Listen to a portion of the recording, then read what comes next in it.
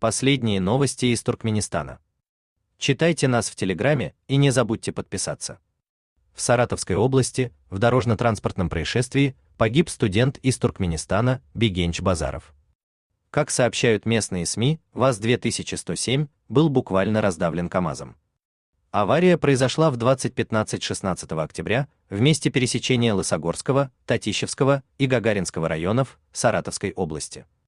За рулем КАМАЗа находился 45-летний мужчина, он не пострадал. Водитель легковушки, которому было 25 лет, и двое пассажиров 24 и 25 лет были госпитализированы. Водитель позднее скончался в больнице. По данным источников Туркмен Ньюс, погибшим оказался Бигенч Базаров.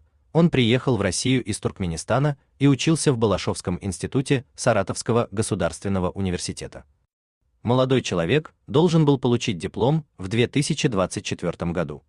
Сейчас соотечественники погибшего собирают деньги, чтобы отправить тело на родину в Туркменистан. Граждане Туркменистана регулярно попадают в ДТП за рубежом. Это связано, во-первых, с недостаточным качеством обучения в туркменских автошколах, с широко распространенной практикой покупки прав. По данным источников Туркмен Ньюс, нелегально приобрести туркменские права можно даже за рубежом. Подобные сообщения поступали из Турции и Беларуси, а совсем недавно стало известно о продаже прав в российском городе Орле. Этим занимаются те же люди, что оказывают и другие необходимые, но не покрываемые государством услуги: оформление справок об отсутствии судимости, денежные переводы.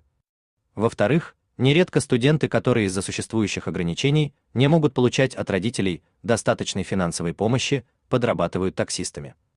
Совмещая работу с учебой, они садятся за руль усталыми, часто в ночное время и мало заботясь об исправности автомобиля. Ну и в-третьих, порой студенты расслабляются и нарушают правила безопасности, когда катаются компаниями на машинах. Об этой проблеме на недавней встрече с учащимися Саратовского государственного университета упоминал генеральный консул Туркменистана в Казани Гуйдж Гараев.